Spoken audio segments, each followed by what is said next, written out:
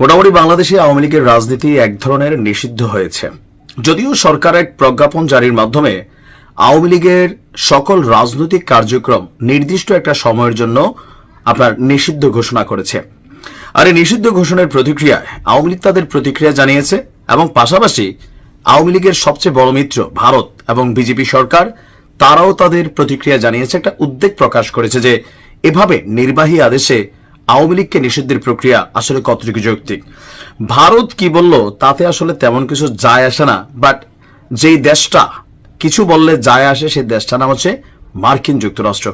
দর্শক, আওয়ামী লীগের নিষিদ্ধের প্রক্রিয়ায় অথবা প্রতিক্রিয়ায় মার্কিন যুক্তরাষ্ট্র বিষয়টা কিভাবে দেখছে, আসুন দেখি এই প্রসঙ্গে সর্বশেষ আপডেট কি ছিল আমাদের কাছে।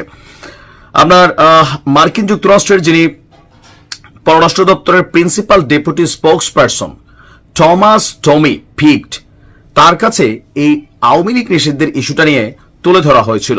জবাব তিনি কি দিলেন আর প্রশ্নটা কি ছিল তার কাছে জানতে চাওয়া হয়, বাংলাদেশের অন্তর্বর্তী সরকারের অধ্যাদেশে বাংলাদেশ আওয়ামী লীগের সকল কার্যক্রম নিষিদ্ধ করা হয়েছে।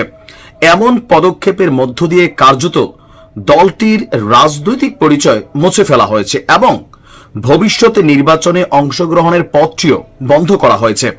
প্রশ্নকারী আরো উল্লেখ করেন, এর আগে এক ব্রিফিংয়ে টমি বাংলাদেশের নির্বাচন এবং গণতন্ত্রের উপর জোর দিয়েছিলেন, বিশেষ করে অন্তর্ভুক্তিমূলক নির্বাচন। এখন তারা এই রাজনৈতিক দলটির কর্মকাণ্ডকে নিষিদ্ধ করেছে। বিষয়টি মার্কিন পররাষ্ট্র দপ্তর কিভাবে দেখে?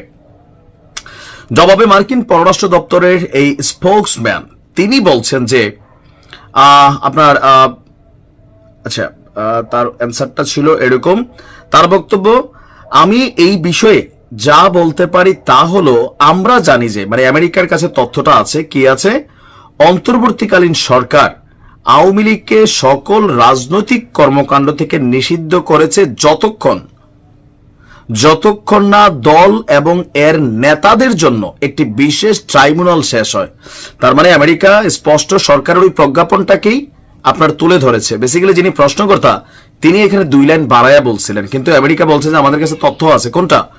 যে যতক্ষণ না এই দলটা এবং এর নেতাদের জন্য একটা বিশেষ ট্রাইব্যুনাল শেষ হয়, আমরা সরকারের প্রজ্ঞাপনটা দেখেছি যে বিচারিক প্রক্রিয়া একটা নির্দিষ্ট সময় পর্যন্ত আপনার আওয়ামী লীগের সকল কার্যক্রম বন্ধ থাকবে বা নিষিদ্ধ থাকবে। আমেরিকাও এই তথ্যটা হুবহু রিপিট করে বলছে, আমরা বাংলাদেশের কোনো একটি রাজনৈতিক দলকে অন্যটির উপর সমর্থন করি না।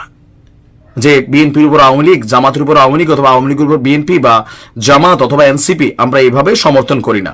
আমরা সকল ব্যক্তির জন্য একটি মুক্ত এবং গণতান্ত্রিক প্রক্রিয়ার পাশাপাশি সুষ্ঠু ও স্বচ্ছ আইনি প্রক্রিয়া সমর্থন করি। আমরা বাংলাদেশ সহ সকল দেশকে মত প্রকাশের স্বাধীনতা, শান্তিপূর্ণ সমাবেশ এবং সকলের জন্য সংগঠনের প্রতি শ্রদ্ধা জানাতে অনুরোধ করছি। ব্রিফিংয়ে আরো উল্লেখ করা হয়, অন্তর্বর্তীকালীন সরকারের যে মতাদর্শ এবং সন্ত্রাসবাদকে উস্কে দিচ্ছে নাকি আমেরিকা কি ভাবছে। যিনি প্রশ্নকর্তা বোঝাই যায় তিনি আওয়ামী পন্থী একজন সাংবাদিক।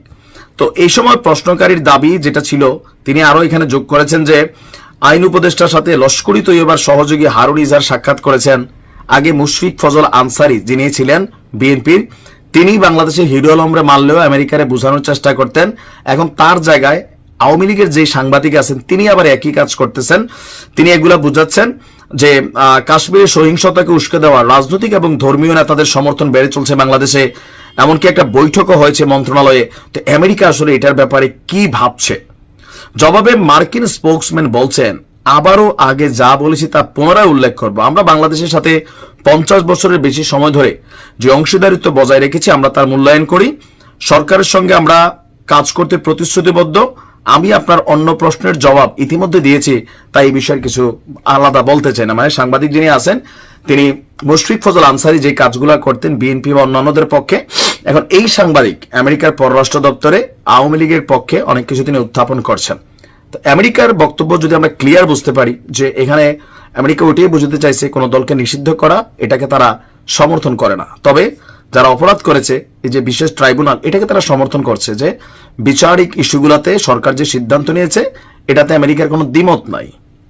পার্মানেন্টলি নিষিদ্ধ করা হয়েছে এমন তথ্য আমেরিকার কাছেও নাই। আর আমরাও প্রজ্ঞাপনটা দেখছি পার্মানেন্টলি আজীবন চিরতর এরকম কিন্তু কোনো প্রজ্ঞাপন জারি হয় নাই। দেখা যাক কি হয়। ভালো থাকুন।